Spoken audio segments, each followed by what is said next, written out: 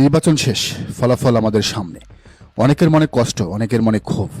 ফেসবুকে অনেকেই আমিরে জামায়াতকে গালাগালি করছেন, কিন্তু ভাই একটু ঠান্ডা মাথায় বসেন, আবেগের চশমাটা খুলে বাস্তবতার চশমাটা পড়েন। জামায়াতে ইসলামী বর্তমানে ইতিহাসের সবচেয়ে ভালো সময় রয়েছে।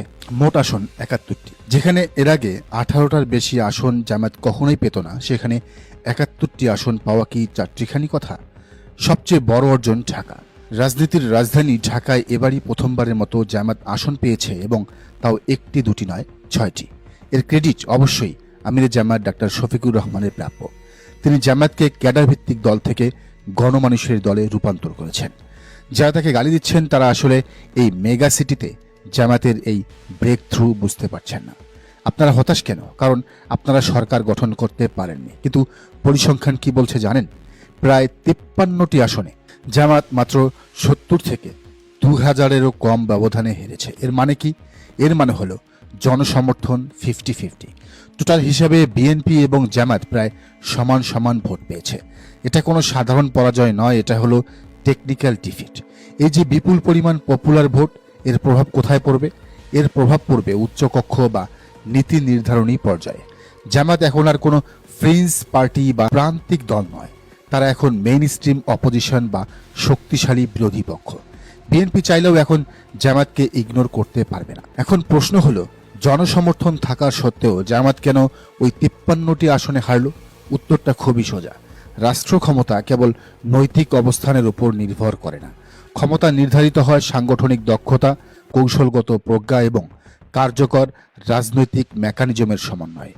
জামায়াত ঐতিহ্যগতভাবে আদর্শ নির্ভর রাজনীতি করেছে। তারা ভেবেছে আমরা ভালো, তাই মানুষ ভোট দেবে এবং সেই ভোট বাক্সেও থাকবে। কিন্তু বাস্তবতা হলো বিএনপি জানে কিভাবে পলিটিক্যাল ম্যানেজমেন্ট করতে হয়। তারা জানে ক্যাডার মোবিলাইজেশন কি, তারা বোঝে ইলেকশন ইঞ্জিনিয়ারিং কি। নির্বাচনী অনিয়ম প্রতিরোধ, প্রশাসনিক পক্ষপাত মোকাবেলা এবং রাজনৈতিক দর কষাকষির কৌশল, এগুলোতে জামায়াতের ঘাটতি ছিল। জামায়াত উচ্চ নৈতিকতা ধরে রেখেছে, আর বিএনপি মাঠের কৌশল প্রয়োগ করেছে। রেজাল্ট, বিএনপি প্রায় ২১১, জামায়াত ৭১। যেসব আসনে জামায়াত ৫ থেকে ১০,০০০ ভোটে এগিয়ে ছিল, সেগুলোতে ফল ঘুরিয়ে দেওয়া হয়েছে। এটা সত্য, এটাকে বলে ইলেকশন ইঞ্জিনিয়ারিং। এই ইঞ্জিনিয়ারিং ঠেকানোর মতো প্রশাসনের সেটআপ জামায়াতের ছিল না। এই সিস্টেমে চলতে চাইলে মাসেল পাওয়ার, ভোট কারচুপি, ইলেকশন ইঞ্জিনিয়ারিং, এই ব্যাপারগুলো মেনেই চলতে হবে। এই অঞ্চলে ইসলামপন্থীদের ক্ষমতায় যাওয়া এত সহজ নয়। হয় সিস্টেমের ভেতরে থেকে অপেক্ষা করতে হবে, ধৈর্য ধরতে হবে, নয়তো সিস্টেম ভেঙে ফেলতে হবে। কিন্তু বাংলাদেশের বর্তমান বাস্তবতায় সিস্টেম ভাঙা সম্ভব নয়, তাই আমাদের কৌশলগত বাস্তববাদ গ্রহণ করতে হবে। এখন অনেকেই বলছেন চলুন আন্দোলন করি, দেশ অচল করে দিই। ঘটনা হলো, জামায়াত শিবির গত ১৭ বছর এমনিতেই নির্যাতিত। আবারও তারা মাঠে নেমে যদি বিএনপিকে হটাতে গিয়ে না পারে, যদি আবারও ২০১৩ সালের মতো অবস্থা তৈরি হয়, যখন আওয়ামী লীগকে পুরোপুরি সরাতে গিয়ে আর সরানোর সুযোগ হয়নি, তাহলে কি হবে?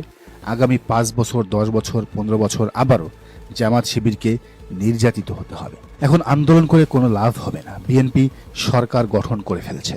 এখন রাস্তায় নামলে জামায়াতের অর্জিত এই ৭১টি আসনের সম্ভাবনাও নষ্ট হয়ে যাবে। বিএনপি এখন ডেসপারেট। আপনারা নামলে ওরা পুলিশ এবং প্রশাসন দিয়ে আপনাদের উপর ঝাঁপিয়ে পড়বে। পুলিশ প্রশাসন রেডি হয়ে আছে। তার চেয়ে ওদেরকে ওদের মতো করে দেশ চালাতে দেন। ওরা চাঁদাবাজি করবে, লুটপাট করবে, মানুষ এমনিতেই তাদের উপর বিরক্ত হবে। সেই সময়টায় কাজে লাগাতে হবে। আপনারা কি সেই সময়গুলো ভুলে গেছেন যখন শিবির নাম মুখে নেওয়াটাই পাপ ছিল? পাশির মঞ্চে নেতারা ঝুলেছেন, কর্মীরা গুম হয়েছেন। সেখান থেকে আজ ৩ সিটের দল এখন ৭০+ সিট পেয়েছে, ৩০% মতো পপুলার ভোট পেয়েছে, ২টি বিভাগীয় শহরে জিতেছে, ঢাকাতে ৬টি আসন পেয়েছে। ক্যাম্পাসগুলো সব শিবিরের দখলে। আর কি চান? এটাই কি আল্লাহর বিশেষ রহমত নয়? তারেক রহমানের সাথে হুদাই ঝামেলা করে লাভ নেই। এখন কাজ হলো সংগঠন গোছানো। সামনে সিটি নির্বাচন আছে, উপজেলা নির্বাচন আছে। এখন থেকেই ইউনিয়ন ভিত্তিক সাংগঠনিক কাঠামো গড়ে তুলুন। ৩টি বিভাগ, বিশেষ করে রংপুর, খুলনা, রাজশাহী এবং ঢাকার ৮০% ইউনিয়নে জেতার মতো লোকবল তৈরি করেন। আগামী ৫ বছর শুধু ওয়াজ মাহফিল করলে হবে না, প্রশাসনিক বাস্তবতা বুঝতে হবে। কিভাবে ভোট কেন্দ্রে টিকতে হয়, কিভাবে রেজাল্ট শিট আনতে হয়, সেই মেকানিজম শিখতে হবে। তৃণমূলের শক্তিই আসল শক্তি। আপনারা যদি 80% ইউনিয়নে শক্তিশালী হন, তবে আগামী জাতীয় নির্বাচনে কোনো ইঞ্জিনিয়ারিং করেই আপনাদের হারানো যাবে না। জামাত প্রকৃতপক্ষে 135টি আসনে জিতেছে, কিন্তু ডিপ স্টেট তা কমিয়ে 70 থেকে 71 নামিয়ে এনেছে। এখন অনেক তরুণ কর্মী, বিশেষ করে অনলাইন অ্যাক্টিভিস্টরা ডাক্তার শফিকুর রহমানকে গালিগালাজ করছেন, বলছেন কেন তিনি প্রতিবাদ করছেন না। কিন্তু বিশ্বাস করুন, জামাতের জন্য তার অবদানের গভীরতা বোঝার মতো ম্যাচুরিটি এখনও অনেকের হয়নি।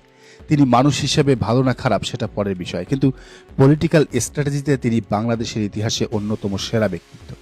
অনেকে তাকে আব্দুল হামিদের চেয়েও বেশি বুদ্ধিমান মনে করেন, এমনকি মুরসি বা এরদোগানের চেয়েও তার স্ট্র্যাটেজিক উইজডম বা প্রজ্ঞা অনেক বেশি শার্প।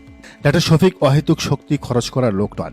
2018 সালে দায়িত্ব নেওয়ার পর তিনি আওয়ামী লীগের বিরুদ্ধে ছোটখাটো আন্দোলনের শক্তি ক্ষয় করেননি, একেবারে চূড়ান্ত আন্দোলনে অর্থাৎ জুলাই বিপ্লবে শক্তি খরচ করেছেন।